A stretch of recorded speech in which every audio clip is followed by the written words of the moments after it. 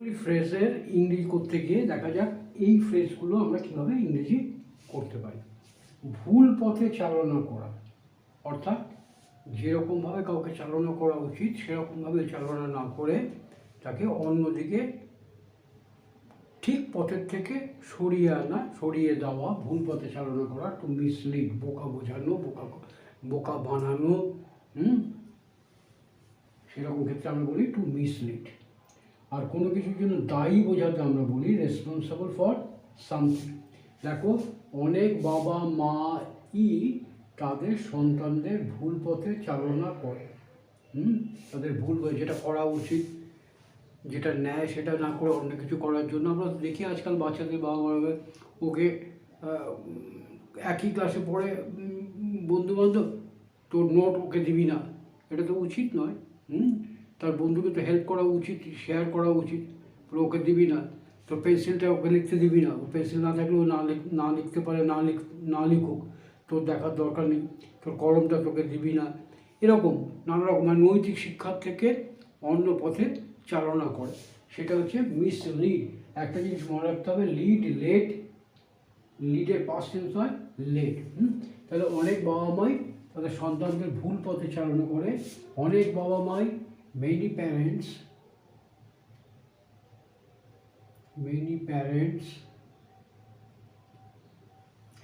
বহু বচন, তাহলে মিসলিড হবে। many parents mislead,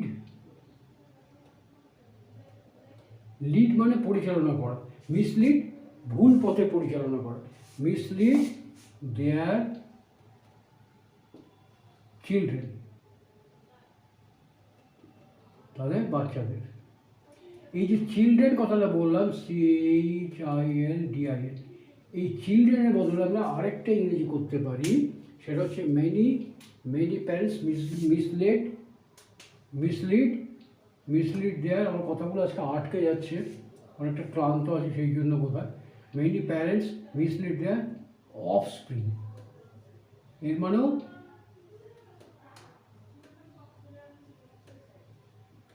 চিলড্রেন বলতে অফস্প্রিংসদের বোঝায়, ঠিক আছে? অফস্প্রিংসদের চিলড্রেন বোঝায়, বা নিজের ছেলে মেয়েদের।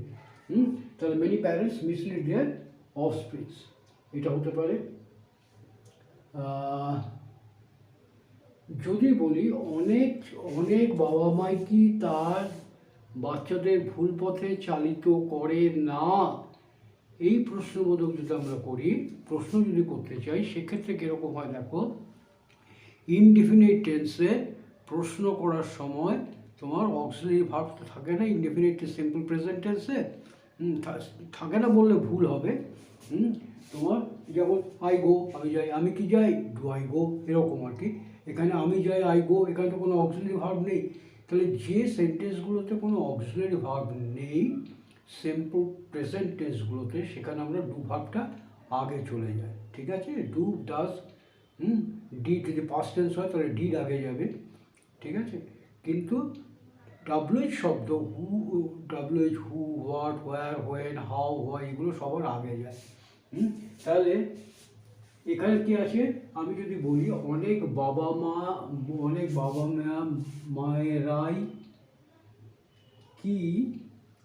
বাবা মায়েরাই কি তাদের সন্তানদের ভুল পথে চালনা করে না, সেখানে ইংরেজিটা কীরকম হবে? পেরেন্টস বলেছি প্লুরাল নাম্বার, তাহলে ডাজ হবে না, ডু হবে। Do not many parents lead there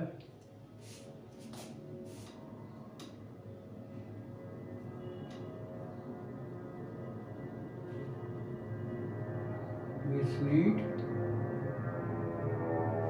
their offsprings.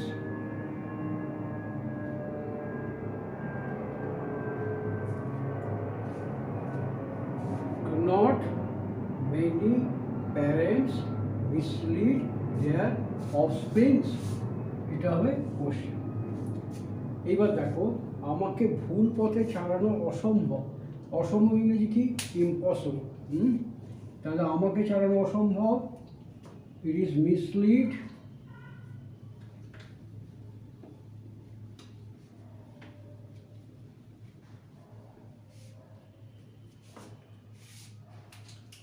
It is impossible to mislead me. It is impossible to mislead me. আমাকে ভুল পথে চালানো অসম্ভব, it is impossible to mislead me. এই ইম্পসিবলের জায়গায় আমরা আরেকটা শব্দ ব্যবহার করতে পারি বা করে থাকি, it is difficult.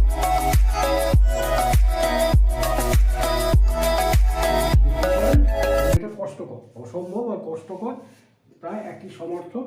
It is difficult to mislead me. তারপর এটা দেখো, তুমি যত চালাকি হও না কেন আমাকে বোকা বানাতে পারবে না। তুমি যত চালাকি হও না কেন, এই ধরনের বাক্যগুলো, তুমি যত বড় লোকই হও না কেন, তুমি যত ভালো ছেলেই হও না কেন, সেখানে আমরা যেরকম করি হাউ এভার যে কথাটা শুরু করি, হাউ এভার,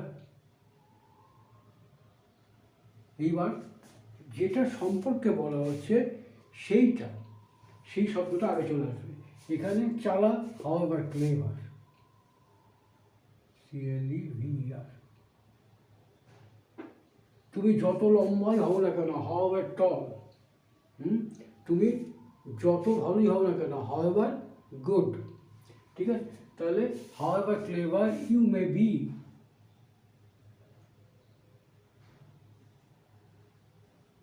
হও না কেন, how are clever you may be, তুমি আমাকে বোকা বানাতে পারবে না, you can't, you can't mislead me. However clever you may be, you cannot mislead me. আমাকে বোকা বানাতে পারবে না। এইটাকে আমরা অনেক সময় এরকমভাবে বলতে পারি, কিন্তু সাধারণত বলা হয় না, কিন্তু এইভাবে বলা যেতে পারে,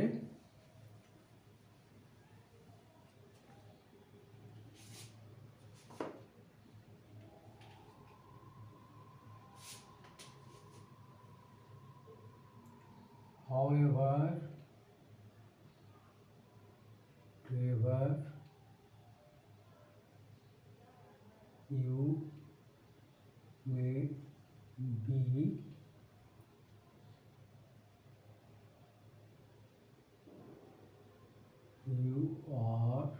you are not in a position to mislead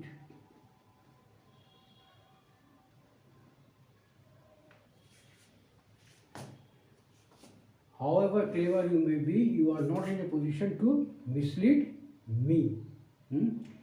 কোনো অবস্থাতে, কোনোভাবেই, যদি বলি কোনোভাবে, তুমি যত চালাকি হও না কেন আমাকে কোনোভাবেই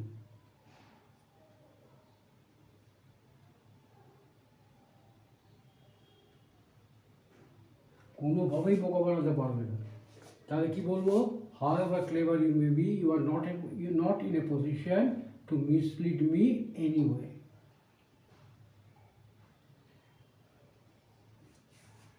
বোঝা গেল?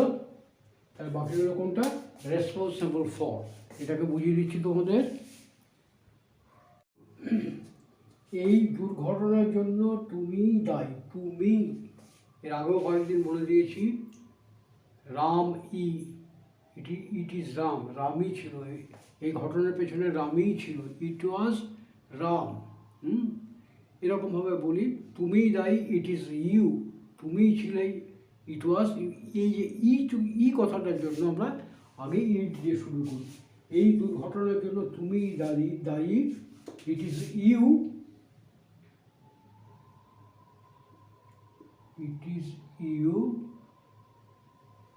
দায়ী বা দায়ী ছিলে যদি বলি তাহলে পাস্ট টেন্স বোঝাবো, দায়ী তাহলে বর্তমানে বোঝাচ্ছি, তাহলে it is you who is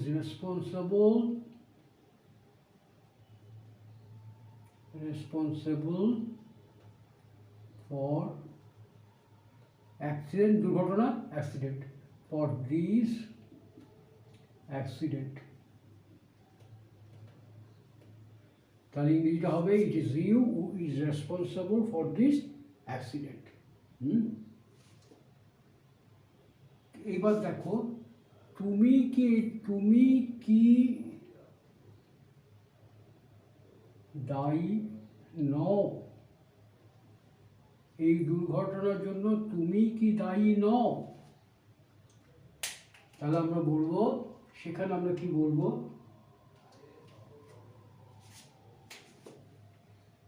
it is you, সেখানে আমরা বলবো is it not you, is it not you,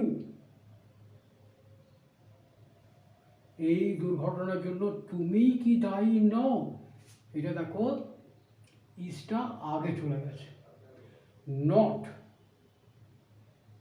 is it not you who is responsible for this accident.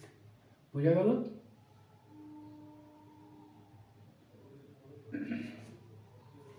এইবার দেখা যাক,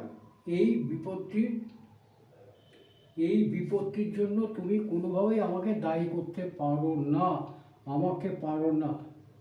দেখো এখানে দুরকমভাবে হতে পারে, তুমি আমাকে দায়ী করতে পারো না, you can't held me responsible হতে পারে, আবার বলতে পারি you can't make me responsible, দুভাবে আমরা বলতে পারি। তাহলে আমাকে দায়ী করতে পারো না, you cannot make me responsible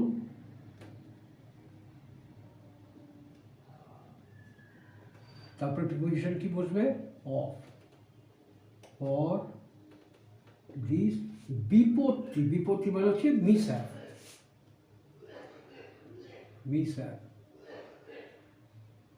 তাহলে you can't make me responsible for this mishap, এখানে মেক মি জায়গা বলতে পারে হোল্ড,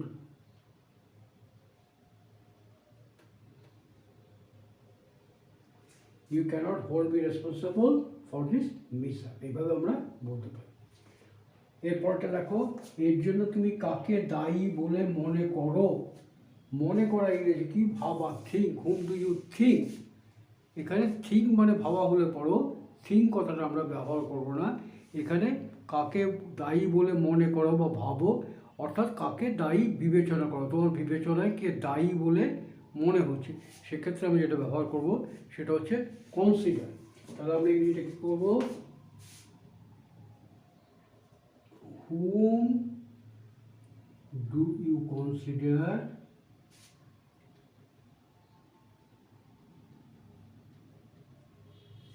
দায়ী বলে, বি ভার্ব ব্যবহার করব, whom do you consider to be, be মানে হওয়া, এখানে দায়ী হওয়া বলে মনে করো, দায়ী বলে মানে দায়ী হওয়া বলে মনে করো, সেই জন্য বি ভার্ব এসে, whom do you consider to be responsible,